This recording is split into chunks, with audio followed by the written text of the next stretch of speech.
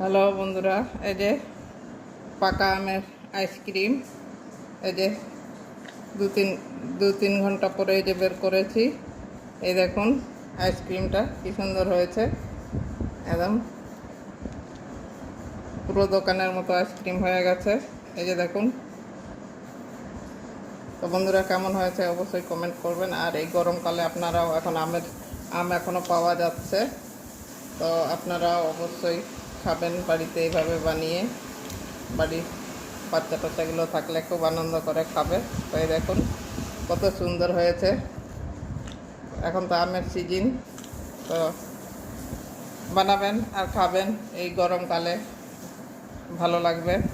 তো বন্ধুরা, কেমন হয়েছে অবশ্যই কমেন্ট করবেন, ভালো লাগলে লাইক করবেন, চ্যানেলে নতুন হলে সাবস্ক্রাইব করবেন।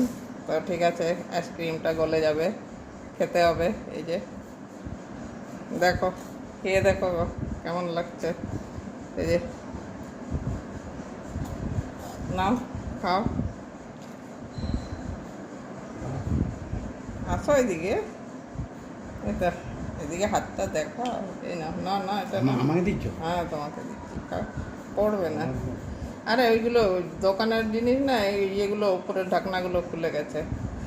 তো বন্ধুরা, আবারও বলছি, ভালো লাগলে লাইক করবেন। আর আপনারা অবশ্যই এইভাবে বাড়িতে বানিয়ে খাবেন, গরমকালে খুবই ভালো লাগবে। বাচ্চারা তো খুব আনন্দ করে খেয়ে নেবে, তার সঙ্গে সঙ্গে আমরা বুড়োরাও খাবো।